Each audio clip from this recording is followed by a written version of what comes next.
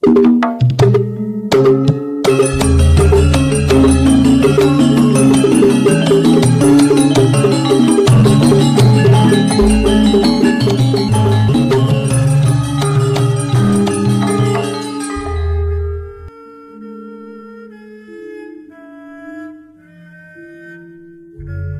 Ibu, para kadang kinasih simbah-simbah lan adik-adik, para rama suster bruder berkah dalem Gusti, sugeng rawuh wonten ing PDSK channel menika. Kados pundi kabar panjenengan? Mugi-mugi bagas kasarasan kesehatan kawilujengan tansah mengku kula panjenengan sami anggenipun kelampahi gesang ing dinten menika.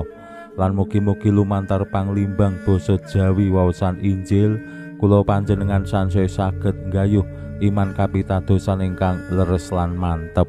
Langkung-langkung anggenipun kula panjenengan sansaya saged siap sumadya wangsul malih ing pangayunan dalem Gusti, wangsul wonten ing griya sing sejati injih menika panunggilan kalian Gusti.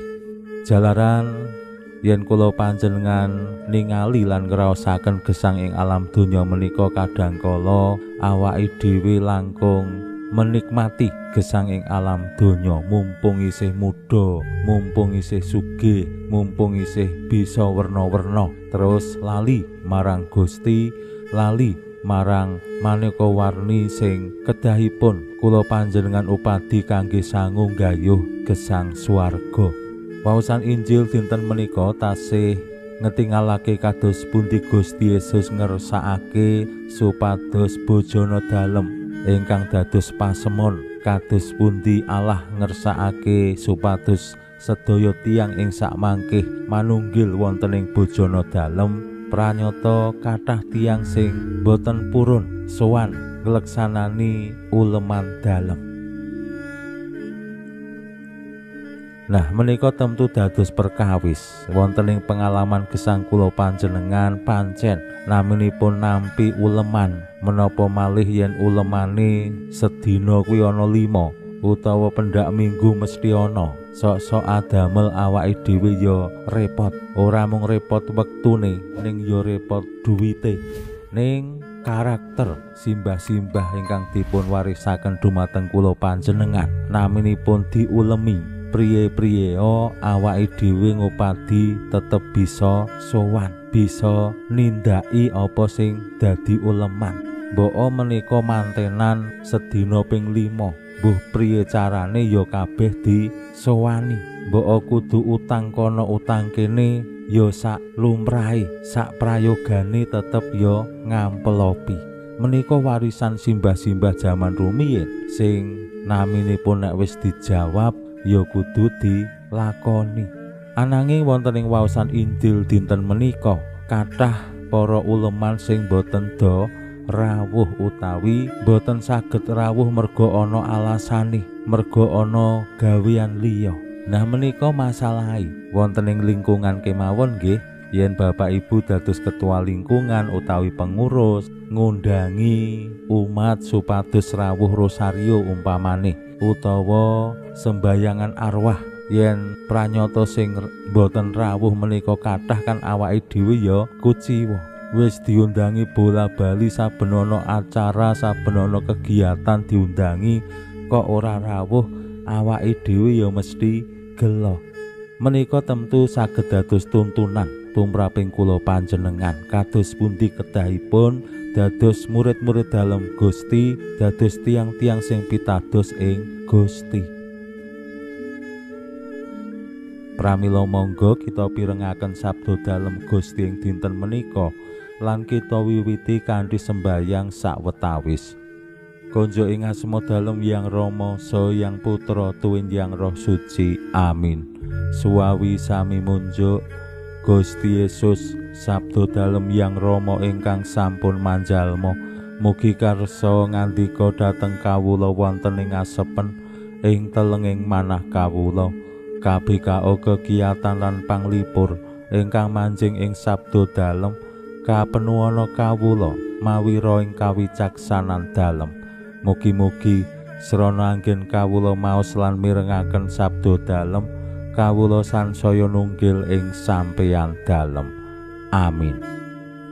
Waosan Injil kapetik saking Injil Lukas bab 51 ayat gangsal 11 ngantos dumugi 51. Nalika samono salah sijine wong-wong sing padha nderek kembul bojana matur marang Gusti Yesus mangkene, "Begja tiyang ingkang kepareng nderek bojana wonten ing kratoning Allah."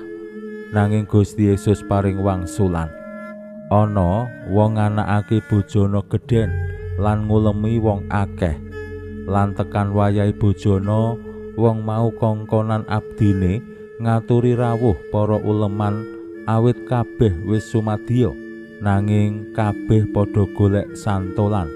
Sing siji kandha, 'Kula nembe tumbas pasiten lan kepeksa kedah kula tuweni, kula nyuwun pangapunten.'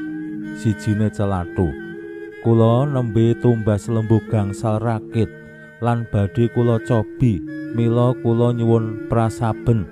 Liyane ngucap, 'Kula nembe emah-emah, mila boten saged sowan.' Abdi mau nuli bali mulih ngaturake kabeh marang bandarane. Ing kono bandara duka banget lan ngandika marang abdine, 'Age, menyango ing dalan-dalan lan lurung-lurung ing kutha. Wong-wong miskin lan cacat, sing wuta lan sing lumpuh gawanen mlebu mrene.' Abdi mau matur maneh, 'Bandara, dawuh panjenengan sampun kalampah, nanging papanipun tasih tirah.' Bandara nuli dawuh maneh marang abdine, 'Menyango ing lurung-lurung lan uruten dadah-dadah lan wong-wong peksa-peksanen mlebu kareben omahku kebak. Awit aku pitutur ing kowe, para uleman ora ana siji-sijia sing bakal ngrasakake bojanaku.' Makaten sabda dalem Gusti. Suwawi sami munjuk, Gusti kawula munjuk sembah nuwun karana sabda dalem dadosa obor ingkang madangi margining gesang kawula. Katuntuna kawula sageta sabda dalem menika numusi manah ngantos tansah ngrembaka kangge nggayuh gesang ing suwarga. Amin. Bapak Ibu para kadang kinasih simbah-simbah lan adik-adik, waosan Injil nyariosaken kados pundi? Jawaban dalem Gusti rikala wonten tiyang sing matur bilih begja, tiang-tiang sing kepareng nderek ing bojana kratoning swarga. Lan Gusti paring pasemon bilih wonten bandara sing maringi uleman, ning pranyata sing diulemi ora padha rawuh. Menika lak nggih kurang ajar banget. Tegese menapa nek tumraping simbah-simbah wis diulemi kok ora rawuh, menika ya ora ngurmati sing ngulemi, ora ngurmati sing duwe gawe. Mila ya ora ketung ngetok sedhela tumraping simbah-simbah menika langkung prayogi tinimbang alasan werna-werna terus ora rawuh.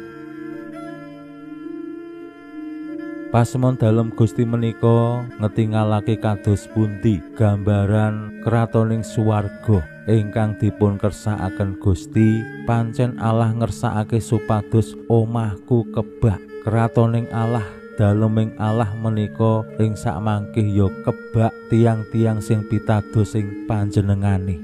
Ning pranyata tantangane ya kuwi alasan ora do gelem rawuh, ora do gelem sowan. Tiang-tiang sing boten do purun sowan dados gegambaran ya awake dhewe sing diwanti-wanti aja ngasik, ora gelem teka ana ing uleman dalem. Tiang-tiang menika menapa ya merga sibuk kalian urusane dhewe, sibuk kalian karemenane dhewe, luwih seneng nindaki sak senenge dhewe, termasuk menika bab dosa sing nebihake awake dhewe marang Gusti, sing ngedohake awake dhewe marang Gusti. Mugi-mugi kula panjenengan sami dados pribadi-pribadi sing sansaya wantun nyaket Gusti lan sumadya nampi uleman dalem lan ngrawuhi sowan wonten ing uleman dalem kanthi bungah. Pinuji Allah sakmenika sarta ing salami-laminipun. Salam sehat, salam bahagia, salam katentreman. Lan mugi-mugi lumantar panglimbang dinten menika kula panjenengan tansah jinangkung ing berkah dalem Gusti ingkang Maha Kuwasa, Hyang Rama saha Hyang Putra tuwin Hyang Roh Suci. Amin.